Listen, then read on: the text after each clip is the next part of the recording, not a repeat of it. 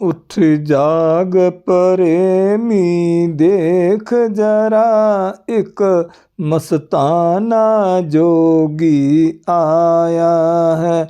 उठ जाग प्रेमी देख जरा, एक मस्ताना जोगी आया है।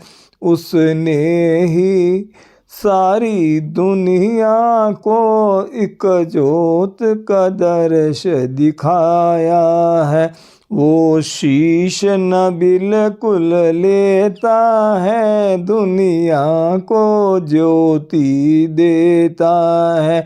ये प्रेम तबीयत साकी है, जिस आकर दिल गरमाया है। उठ जाग प्रेमी देख जरा, एक मस्ताना जोगी आया है। ये घर में घर दिखलाता है, एक जोत की जोत जगाता है। जो इससे आँख मिलाता है, उसने ही सब कुछ पाया है। जब नाम खुमारी आती है, दुनिया मदहोश हो जाती है। तब मस्ती में शर्सार हुए, ये नशा पुराना लाया है। उठ जाग प्रेमी देख जरा, एक मस्ताना जोगी आया है।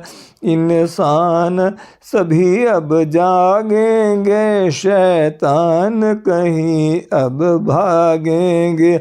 उस शूद्र और ब्राह्मण को इकट्ठा कर बिठलाया है। जिस देश में प्रीति होती है, वो देश तरक्की करता है। जो नफरत रोग लगाया है, वो मौत को ब्याह कर लाया है। उठ जाग प्रेमी देख जरा, एक मस्ताना जोगी आया है।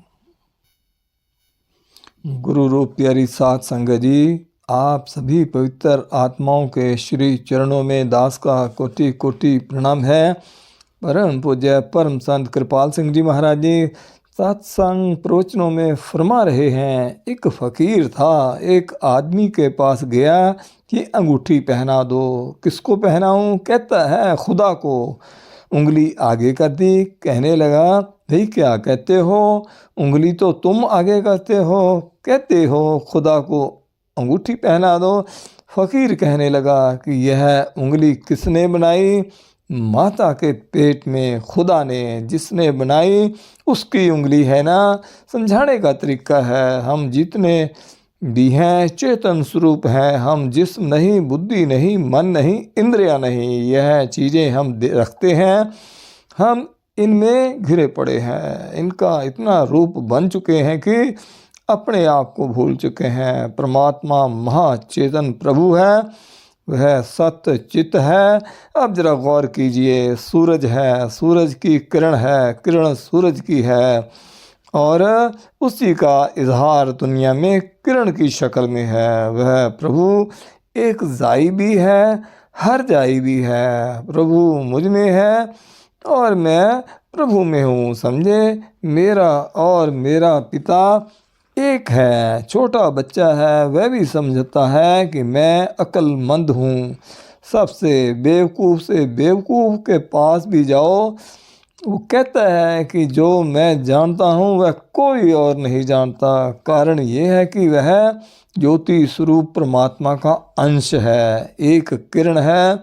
हम अपनी आँखों से हर रोज़ देखते हैं, ऐसे ही जिस्म उठाते हैं कंधों पर, शमशान भूमि में पहुंचाते हैं और अपने हाथों से दाग देते हैं।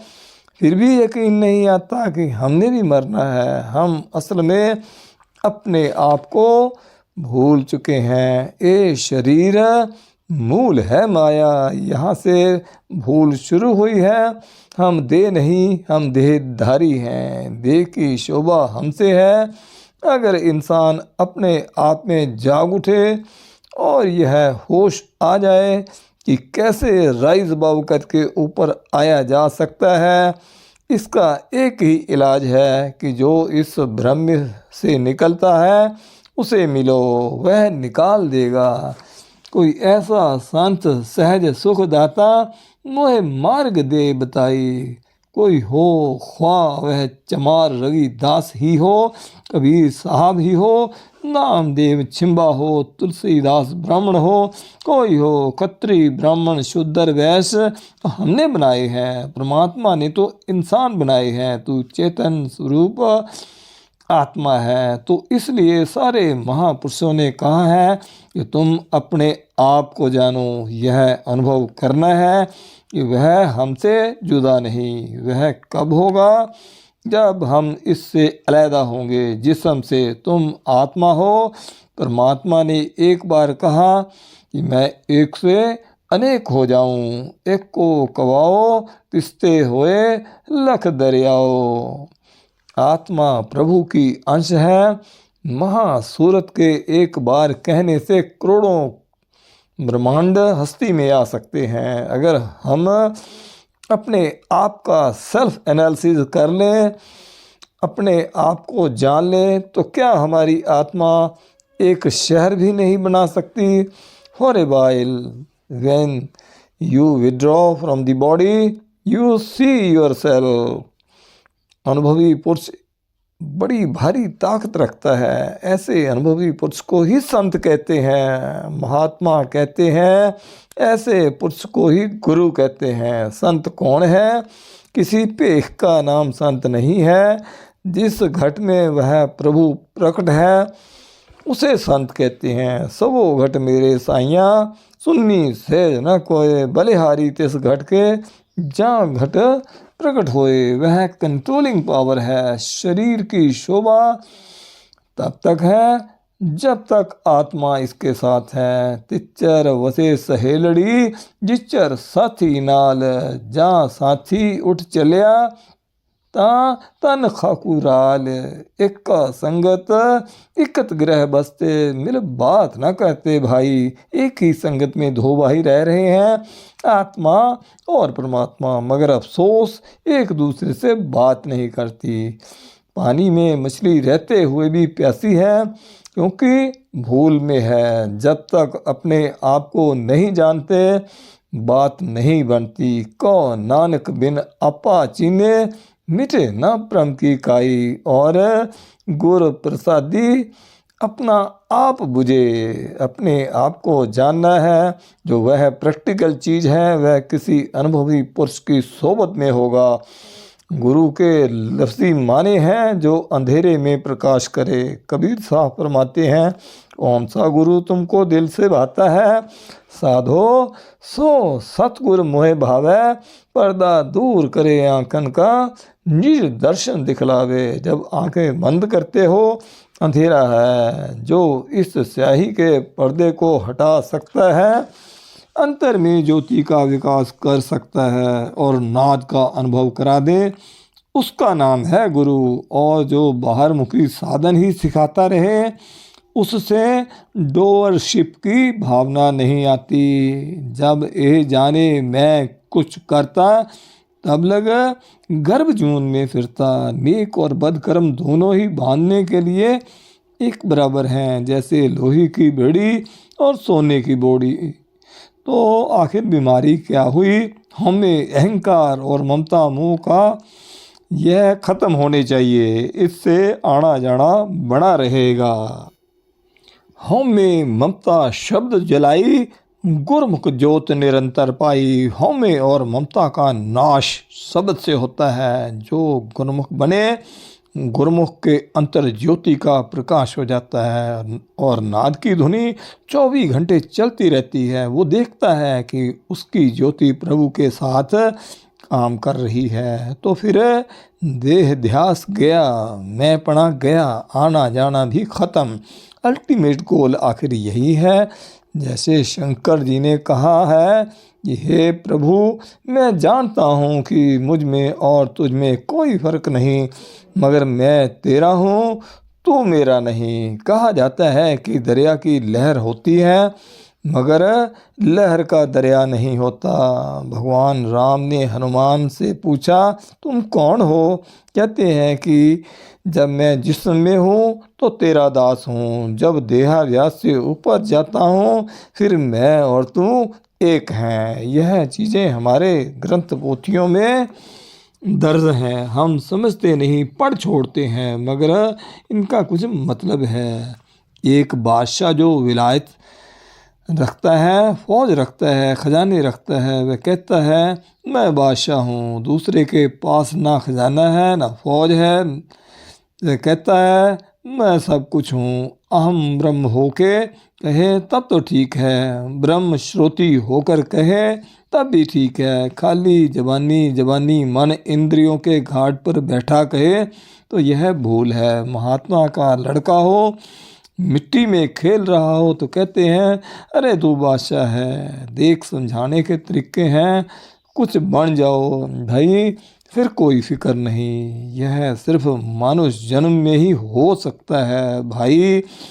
आजकल गुरुडम बदनाम हो रहा है, बट्टा उठाओ गुरु मिलता है। जिस्मानी तौर पर कोई काम सीखना हो तो किसी रहबर की ज़रूरत है। अगर किसी की बैकग्राउंड पूर्वले संस्कार भी हैं तो भी आगे रहनुमाई की ज़रूरत है। बड़ी मोटी बात है, शाह बिना पत नहीं तो गुरु बिना गत नहीं। मगर कितने साधु हैं जो सच में गुरु हैं। आगे फरमाते हैं कि जब तक अपनी आंखों से ना देखो, गुरु के कहने पर भी विश्वास ना करो। कुछ भी मिले सही, जाओ ढूंढो जहाँ ऐसा गुरु मिलता है। जितना कोई सिखाता है उसका शुक्रिया, मगर आगे बढ़ो। ज्योति और नाद का अनुभव होना चाहिए और अंतर में रूहानी मंडलों पर मदद करता हो वह चाहिए गुरु। वही जो शब्द स्नेही, शब्द बिना दूसर नहीं यही। शब्द कमावे सो गुरु पूरा, तिन चरणन की हो जा तूड़ा।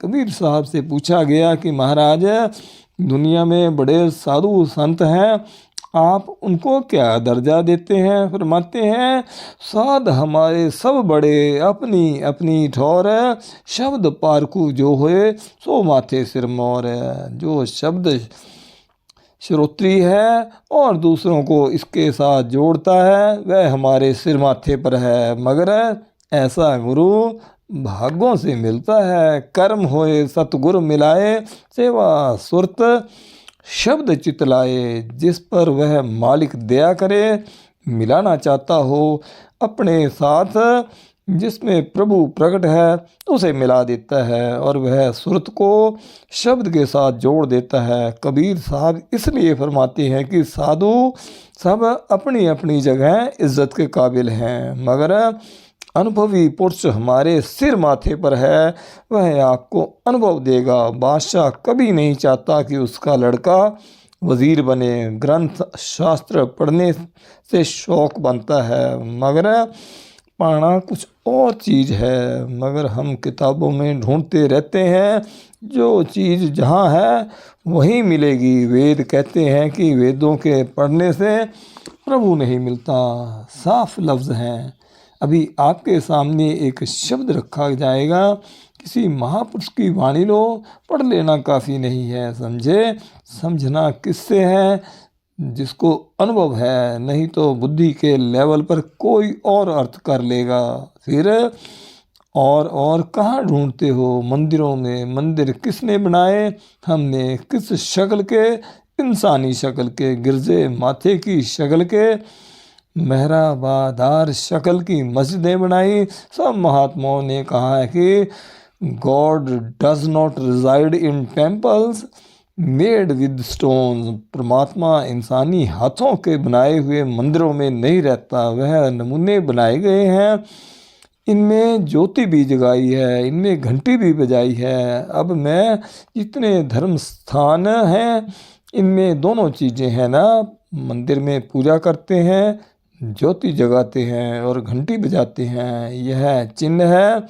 मगर जिसने यह जिस्म रूपी घर मंदिर बनाया है उसने इसको ताला लगाकर कुंजी गुरु को सौंप दी है। जिसका ग्रह तिन दिया ताला, कुंजी गुरु सौंपाई। यह जिस्म रूपी घर माता के पेट में किसने बनाया भाई? कौन सी मशीनरी लगी है? कुदरत ने हाथों से बनाया ना, और परमात्मा इसमें रहता है। Body is the temple of God. यह शरीर हरि मंदिर है और इसमें सच्चे की ज्योति जग रही है। बाहर मंदिरों गुरुद्वारों में नमूने दिए हैं, मगर सच्चा मंदिर, सच्चा गुरुद्वारा यह शरीर है। फकीरों ने सच कहा है कि जिनकी आंखें नहीं खुली उनकी मस्जिदें वह हैं जो मिट्टी और पानी से बनी हैं। एक मुसलमान फ़कीर ने कहा है जो साहिबे दिल हैं उनके लिए यह जिस्म ही मस्जिद है। ला धड़क फ़कीर बड़ी साफ गोई से कहते हैं ये ना कहो कि बाबा बुत खाने से अच्छा है। कहते हैं कि काबा हज़रत इब्राहिम की याद में बनाया गया है, उसको चूमते हैं। यह नमूना रखा यादगार का। यादगार की हद तक तो ठीक है, मंदिर में पत्थर का ठाकुर बनाकर नमूना रखा, इसमें ज्योति जगाते हैं, यहाँ भी ज्योति जगाते हैं।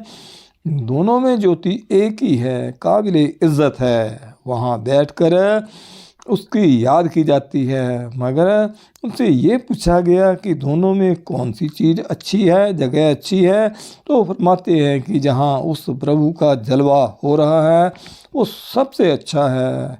एमर्सन कहता है कि किताबी ज्ञान ध्यान जंगल की तरह है, उसमें निकलने का रास्ता नहीं। अनुभवी पुरुषों की वाणियों का सही ट्रू इम्पोर्ट कोई अनुभवी पुरुष ही समझाएगा, क्योंकि उसने देखा है। अब गौर से सुनिए, शब्द गुरु अमरदास जी साहब का आ रहा है जो निकल आया। करे अंदर सब वत है, बाहर कुछ नहीं, गुर प्रसादी पाइए, अंतर कपाट खुलाए। कहते हैं आत्मा का घर कौन सा है? यह शरीर इसका घर है ना। आगे इस घर के लिए और घर बनाए गए। आत्मा कहाँ रहती है? इसी देह में रहती है। इसमें सारा जहान बस रहा है। जो इस जिस्म रूपी मंदिर को छोड़कर बाहर ढूंढते हैं वह उसको नहीं पाते। चीज़ कहीं और हो और हम उसे कहीं और तलाश करें, वो कैसे फरमाते हैं? कहे कबीर तब पाइए जो भेदी लीजिए साथ। किसी राज के जानने वाले को जिसने पाया है उसको साथ ले लो। ऐसा राज के जानने वाला अगर मिल जाए तो क्या होगा? यह थोड़ी तवज्जो देगा, अंतर की आँख खुल जाएगी, ज्योति देखने वाले हो जाओगे पहली दफ़ा में ही। धन सतगुरु, धन गुरु रूप प्यारी सात संगत जी।